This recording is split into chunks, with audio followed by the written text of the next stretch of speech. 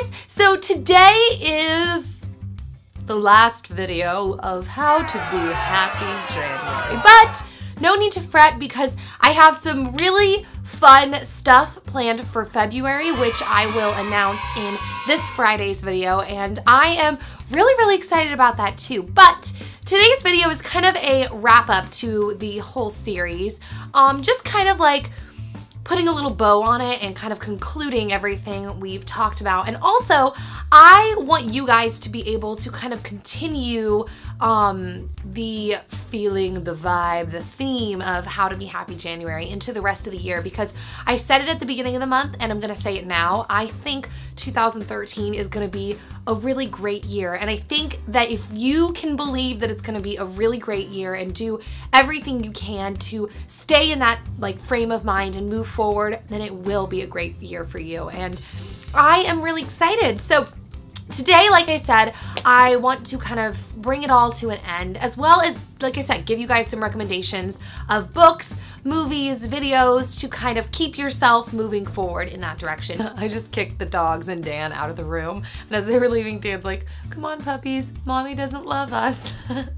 So anyways, I'm going to kind of, like I said, start moving down the list. So I think at the end of the month, if you've kind of come to the same conclusion I have, or have kind of picked up on what I've been really pushing the most of the month, I think the best way to sum up happiness in general, and it's interesting because I started watching this documentary on Netflix because a bunch of you tweeted it to me, called Happy. I didn't finish it because I got caught up in something else, but Dan and I are going to finish it in the next night or two.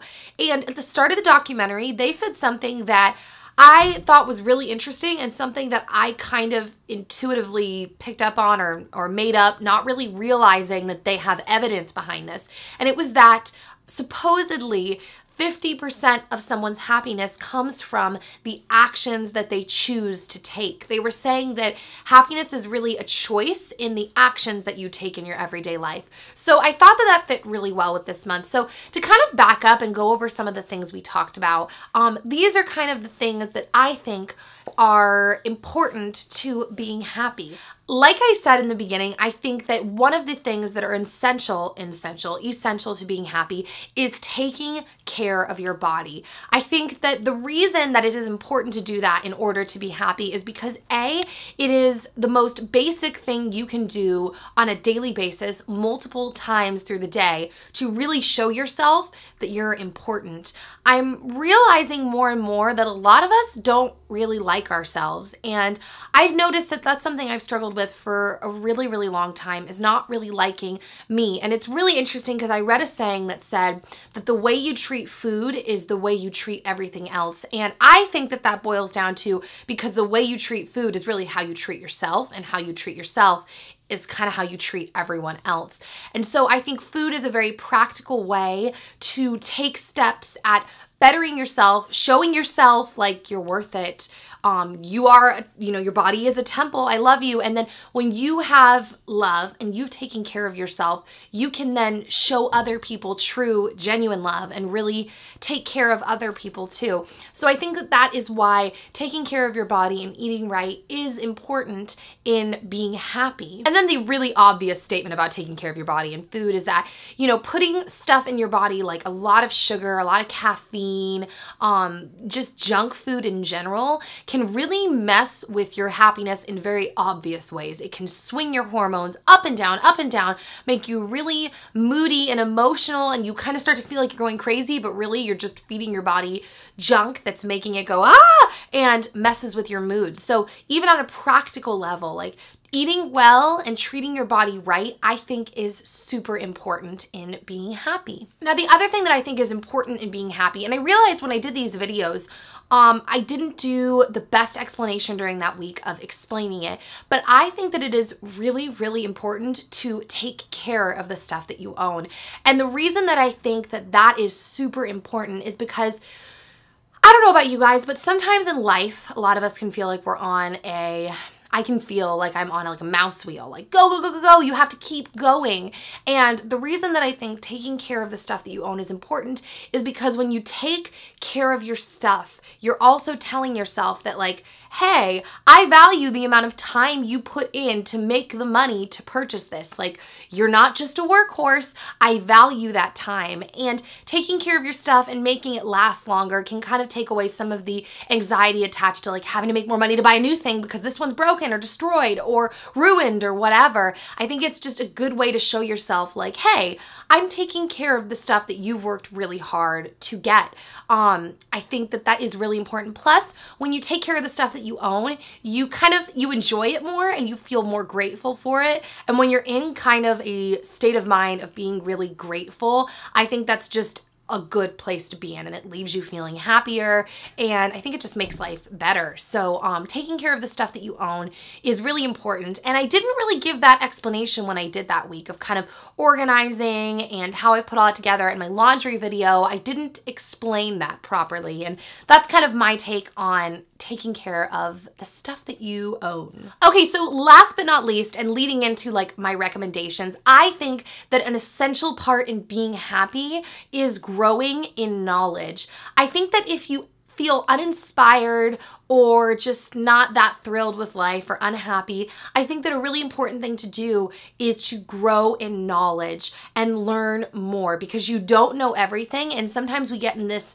mindset of like, oh, I've learned it all, like that's life. And it's like, no, there's so much exciting stuff that we haven't learned. And I think that developing a mind that likes to learn and is good at figuring things out and learning and growing is so much more important in life than just learning facts. I think it's good to foster a brain that likes to learn, that likes to research stuff. I was just saying to Dan the other night, I'm like, dang man, the internet is amazing. It's amazing how if you want to learn anything, you can find it on the internet. You can also find a lot of shiesty stuff on the internet, but you can also learn a lot on the internet. We have access to books at our fingertips through like ebook stores or whatever. We can Google things, we can look up doctors' articles, it's endless and it's crazy. And I think that a good perspective to have is like, dude, there's so much to learn and it's exciting. So if you're ever feeling uninspired or not happy, I think it's good to sit with yourself and go, well, what do I want to learn? Or what would be an interesting thing to research? And if you think like, well, nothing, I've kind of learned everything, just get back into the stuff that you like then and keep learning and reading till something sparks your interest, and then when it sparks your interest, run with it and start learning that and going that direction. You know, I think it's really important to stay interested and curious. So growing in your knowledge, I think, is super important in being happy, because you feel, I don't know, my mom used to always say this thing growing up. She was like, if it's not growing, it's dying. There's nothing that in life that stays stagnant. If it's not moving forward, it's going backwards. So it's good to keep moving forward. So with that being said, I wanted to give you guys some of my favorite things that I've really been enjoying this month in relation to knowledge and growing and learning, and things that have been really inspiring me and making me want to learn more and grow more. And they're everything from like YouTube videos to books to documentaries. So I'm going to kind of rattle those off to you, and I highly suggest all of them. So the first thing, this book, okay, I read this book a really, really long time ago. I haven't read it in forever, and they just released a new edition of it that is applicable to the digital age, like social media and stuff like that. And it is a book by an author called Dale Carnegie, and it is called How to Win Friends and Influence People. And it's a really lame title that almost sounds embarrassing to admit that you read it, but it's a really eye-opening, profound book, and it's full of truths that are just true. The book has been around forever. Dale Carnegie is a really well-known author, and they just came out with a book called How to Win Friends and Influence People in the Digital Age, and I downloaded that on my iPad, and I am loving it because it's taking all of the same truths and principles and applying them to social media, which I find really interesting, not just because this is my job and this is what I do, but also it's just interesting. Like, I want to make friends and influence people, and I'm sure everyone else does. So it's a really amazing book, and I highly recommend it. So the next book is The 5 Love Languages. I have only been dabbling in this book. I haven't really read it this month, but I've read it before, and it got brought up a lot in conversation on Twitter. And the book is basically based around saying that not everybody shows love in the same way. Like some people you can say to them, oh my gosh, I love you. You're so amazing. I just love you so much. And they're like, okay, well, those are just words, like show me. Or other people, you can show them things and do nice things for them, and they're like, just say to me that you love me. Or other people, it's like, oh, just hug me. So everybody, the theory in this book is that everybody shows and receives love differently.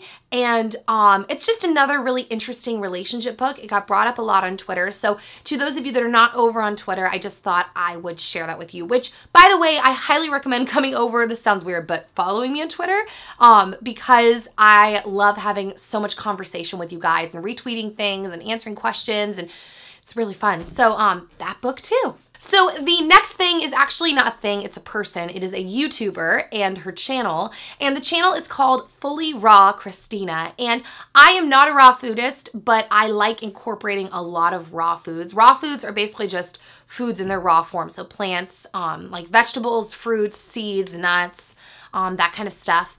And her channel is super, I don't know, she's just really inspiring. She's really like, it's fun to see someone have that much fruits and vegetables. Does that sound weird? It is though. It's really fun, and she's super energetic, and her videos are like very highly produced. So if you go over there, tell her that I said hi. I'm like a huge fan of hers. I've never talked to her, but I really like her. So I highly recommend her channel if you are looking to kind of improve your diet and add more fruits and veggies, then she's amazing. Okay, so the next thing is a documentary on Netflix. This was also a very hot topic on Twitter.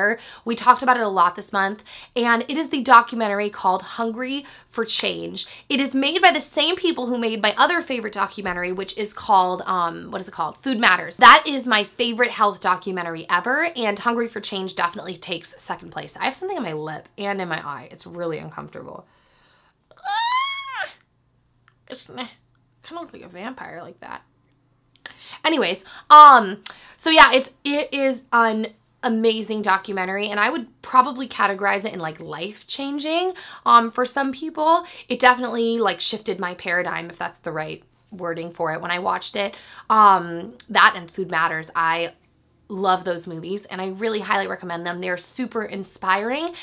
And if you're looking for something to kind of further your knowledge or get interested in or make your brain think about, excuse me, stuff a little differently, I highly recommend that. And then the last thing is a book. And this is the book that when I talked about setting goals and how to achieve them, this is the book that is based on. It is called The Slight Edge. I briefly spoke about it in that video, but I highly recommend that. Dan and I are going through it again because it's a really good book, and I think it's really important to figure out what you want, what you like, and take steps daily to move there. Like I said, if you're not moving forward, you're kind of falling back. And I'm not talking about rest, because I really believe in rest. Like I really believe in taking a Sabbath, which in like the church, that means taking one day off every single week. And in church, it's Sunday, but really your Sabbath could be any day of the week. But taking one day off a week.